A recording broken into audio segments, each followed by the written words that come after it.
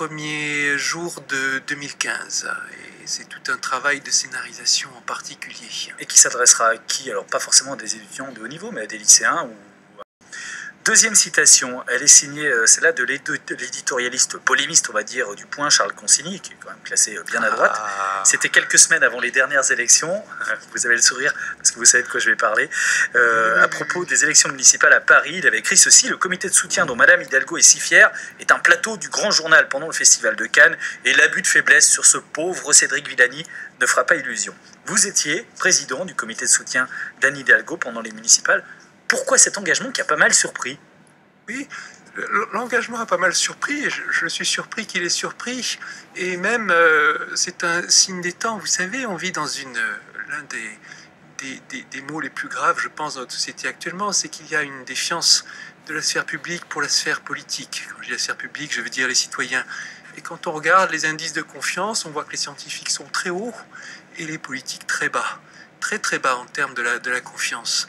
Et ça semble saugrenu qu'un citoyen quelconque, qui ne soit pas un professionnel de la politique, donne son avis, s'engage dans une élection, dans un débat public. Ça devrait être le contraire, je veux dire. Mais vous êtes d'accord que ça va vous marquer, Cédric Villani? Voilà, maintenant, ça veut dire Cédric Villani est de gauche, puisqu'il soutient la candidate socialiste. J'espère bien que non. Et si vous regardez mon discours de présentation du comité de soutien, j'ai bien mis un point d'honneur devant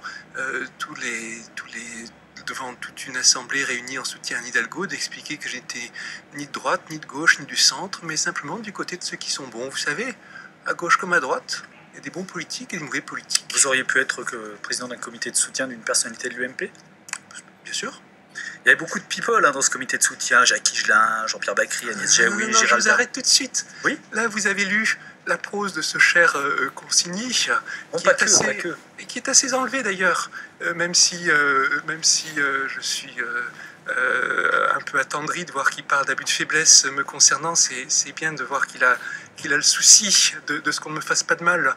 Mais les gens ont parlé de ces people, mais ils sont qu'une fraction ridicule du comité de soutien. Le comité de soutien, c'était plus de 1000 personnes, hein. Et il était ouvert à tous. Précisément, ce comité de soutien, on l'a fait de manière qui est de tous les métiers, y compris des boulangers, y compris des postiers, y compris des syndicalistes, policiers, et tout ce que vous voulez.